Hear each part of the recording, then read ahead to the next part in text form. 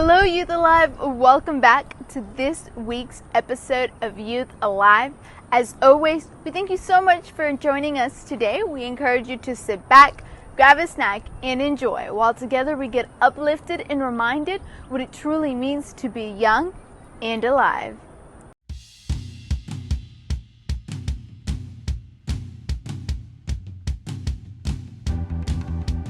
Hello, guys, and welcome back to the segment entitled Did You Know? Now, since this is our first episode in the month of March, we are actually celebrating Women's History Month. That's right. March in the United States has been designated to celebrate women's history. And internationally, March 8th is Women's National History Day. So, because of this, I am going to show you 4 women who have helped shape the history of our nation. Dorothea Dix was born on April 4th, 1802 in Hampton, Maine. Dorothea Dix was an American advocate on behalf of the mentally ill who, through vigorous lobbying of the legislators of the United States and Congress, created the first generation of American mental asylums. And during the Civil War, she served as the superintendent of the Army of Nurses. She essentially helped advance the rights of people with mental health conditions and give them the ability to obtain help from the state. Now we're going to look at Mary Tape. Now, Mary Tape was a Chinese immigrant that was born in China in 1857, and she was a desegregation activist who fought for Chinese Americans' access to education, notably in the case of Tape v. Hurley in 1885. Her daughter had been denied access to a public school on account of being Chinese, which led to the Supreme Court case in California that stated that public schools could not exclude her daughter because she was Chinese. And this became a major victory for the Chinese population in California, but it also helped set a precedent for school desegregation.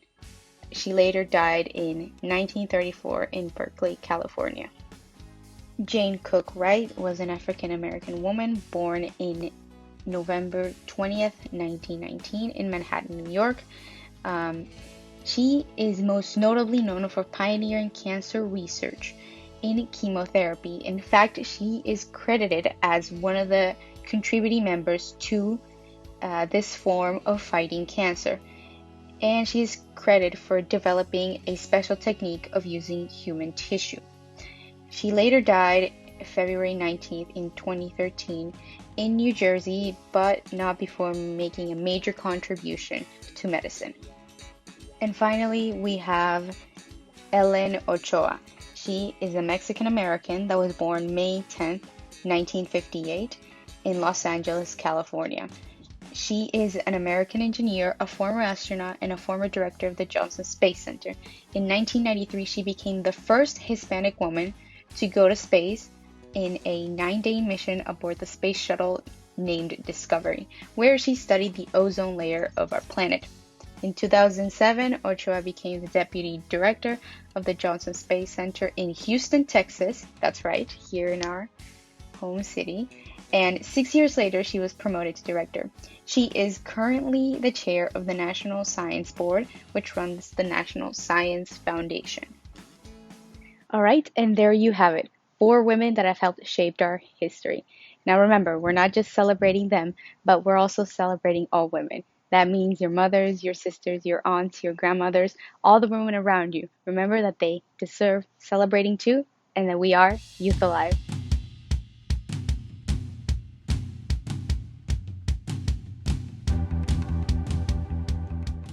All right, let's be real for a second.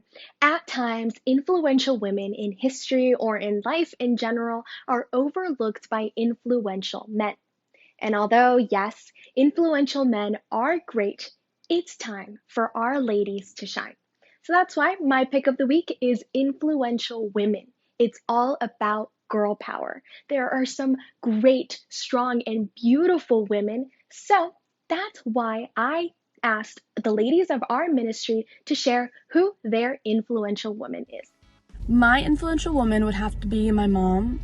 Every day she sets examples of what it's like to be a woman of God, and every day pushing herself to become a better woman, a better Christian, and always setting examples on how to persevere and even in the lowest moments to still push through. So every day she inspires me, and my admiration for her grows every day. So yeah.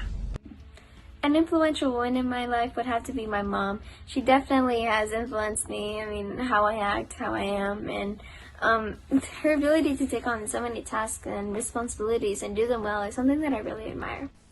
Hello guys, my name is Johanna Leon. I'm leader of MJC in New York. I would like to tell you who was my influencer woman. My influencer woman was my grandmother, because she was a loving person, she was patient, and she always had a smile to solve problems. There are so many influential women all around us. So I invite all of you, men and women, to research strong women, influential women in science, history, technology, and so many more, and be inspired by them. This was my pick of the week, and remember, we are Youth Alive. Hello, my name is Ariadna. I belong to Alpha and Omega in Tegucigalpa. Today I want to send a special greeting to the Ministry of Youth Alive. I hope to meet you guys, and in Honduras we are Youth Alive. Bye.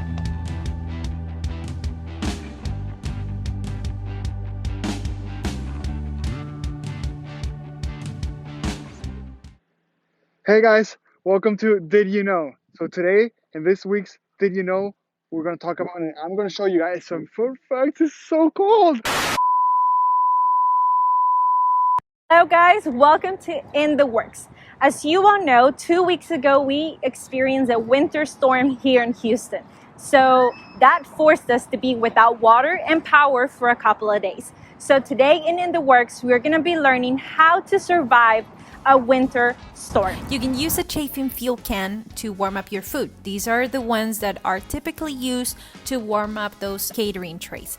You can use plates to support, just like we did, to put the grill so that you can put your coffee or a pan, to warm up your food. Also, if you run out of water, you can melt the snow. So you can put all the snow that you can into a bathtub. Once it melts, this water can be used for things like cleaning our bathrooms or the kitchen. These are always stressful times, so try to make the most out of it and have fun. So enjoy the snow with your friends and your family. You can put some candles to light up the room and play some board games with your family. All right, guys. So let's remember that even in difficult times, God takes care of us. So let's be prepared and make the most out of every situation. And remember that we are Youth Alive.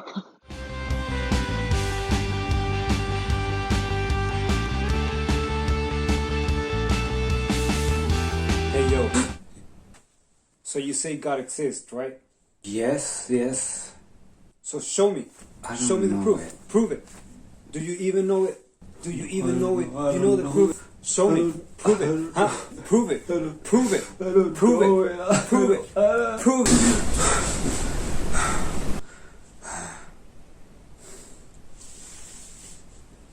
Show me the proof.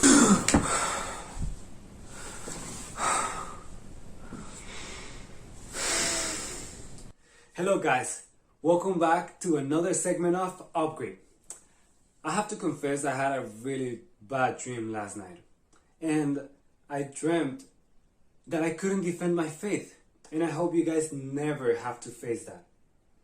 I hope you are always ready and prepared to defend your faith, and that's why we've been learning about how to do it, how to defend our faith, and we started asking questions like, does God exist and how can we prove it?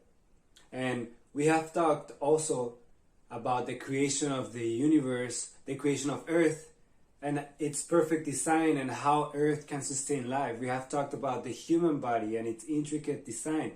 We have talked about the moral law, and why we all have it. That meaning that we all know what's good and what's bad, and it just doesn't come out of nowhere. And today we're gonna go over the logical argument, meaning that we're gonna learn how God answers to questions like, where did I come from? Where will I go when I die? Why am I here on earth? What is evil? And why does human love? And we're gonna see how God answered to those questions and understand that He is the only one that can answer them logically. So after my dream, we just couldn't sit there. We had to move. And we made some research and sent one of our best to the field to ask people questions like, where did I come from? Or where will I go when I die? Or what's wrong with Earth? So let's hear what they have to say. Hey man. Hey, what's up? Hey, how are you? Doing well, how are you? Everything good, man? I have a question. Okay. Hello. Hi. Excuse me, how are you? Good, how are you? Everything good. I have a question. Okay. How you doing, buddy? Hello, how are you? What's up? Everything good? I have a question, boy. Yes. Hello. Hey, how are you? I'm good, how are you? Good. I have a question. What's wrong in the world today? What's wrong with the world today? Yes, sir.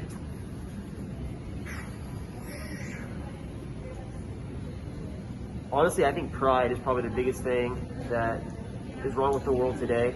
I think of every single problem we face, and it all roots back to pride. Either someone's too proud to get something up, someone's too proud to admit when they're wrong. It applies to, how we're affecting the environment. It applies to politics. It applies to corporations. It applies across the board. And I think that we won't get anywhere until people can learn how to be humble and learn how to be a little more humble and how to humiliate themselves a little bit more to fix what's going on. Why am I on Earth? I'm not sure. That's a hard question.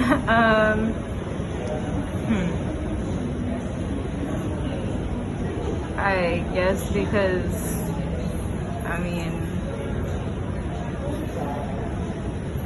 I guess your mom wanted you. I don't know. Where do humans come from? Where do humans come from?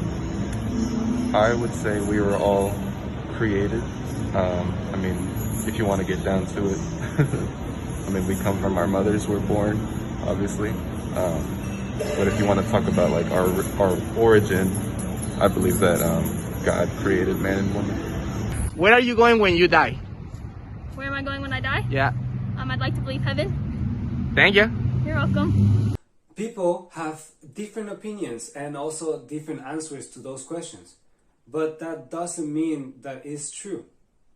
One of the laws of logic states that either something is or isn't, but it's not both at the same time.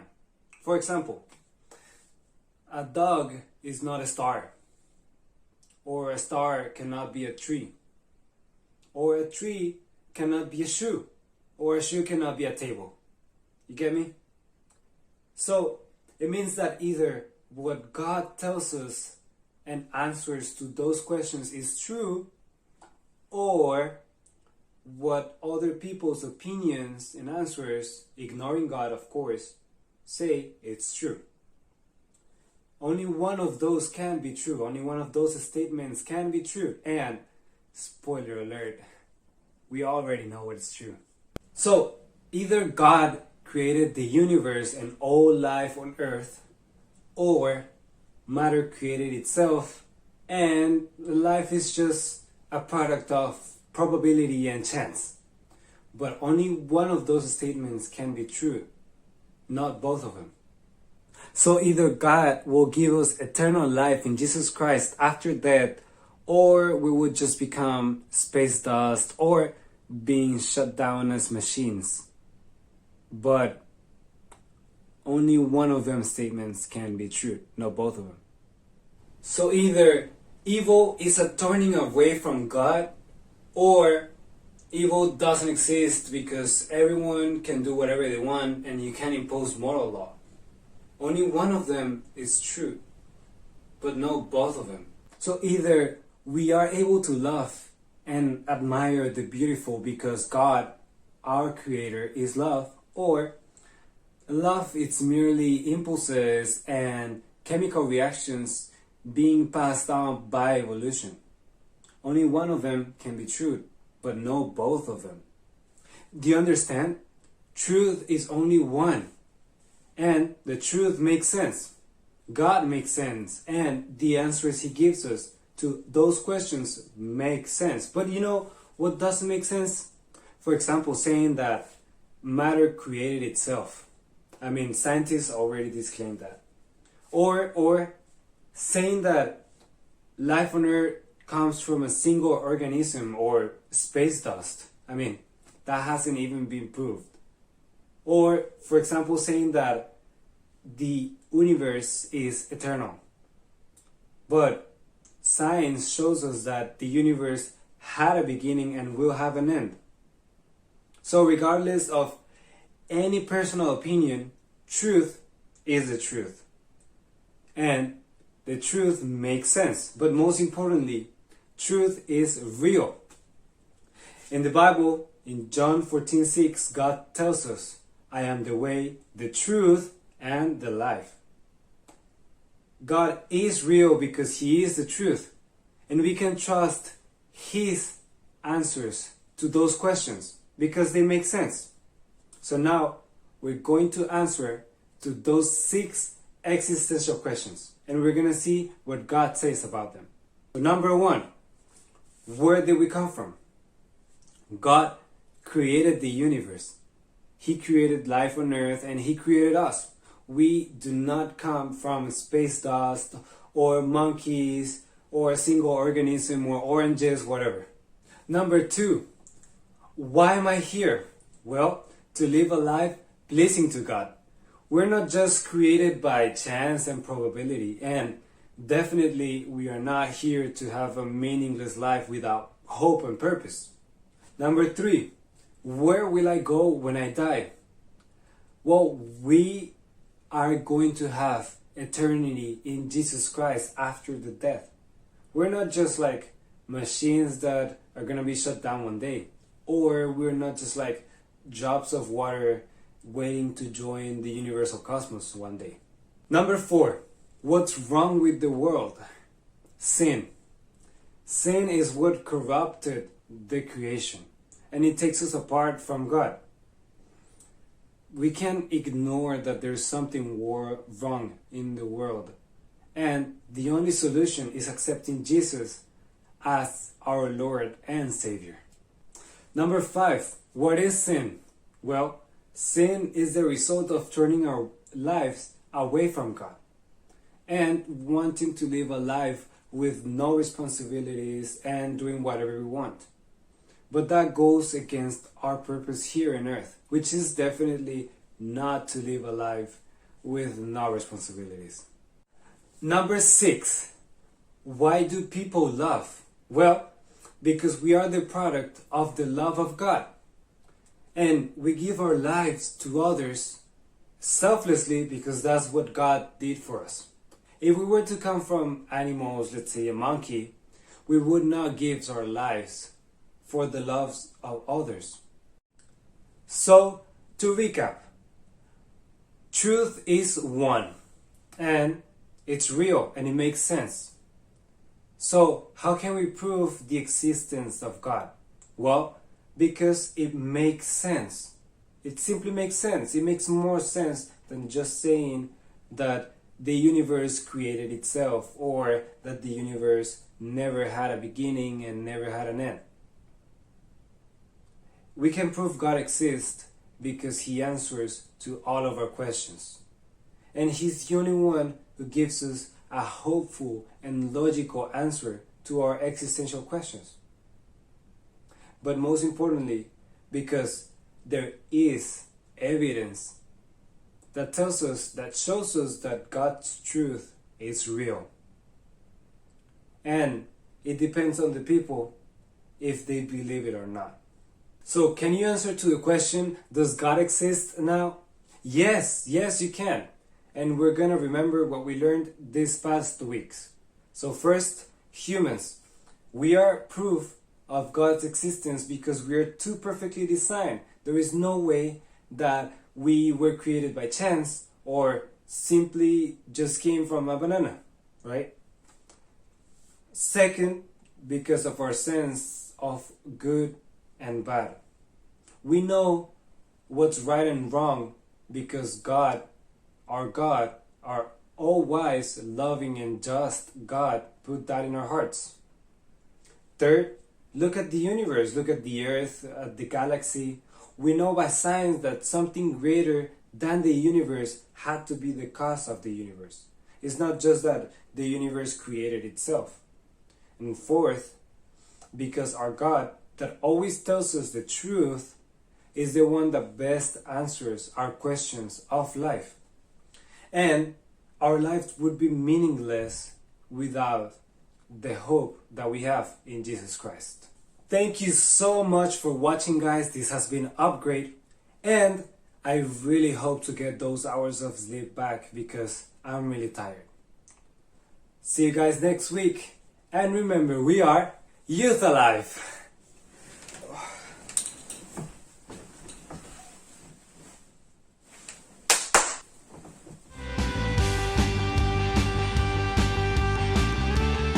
There you have it, y'all. That wraps up this week's episode of Youth Alive. As always, we thank you so much for joining us tonight. To our international ministry, we thank you for being a part of what we do here through Youth Alive. And as for everyone else, don't forget to join us next Wednesday here at 7 p.m. And remember that we are Youth Alive.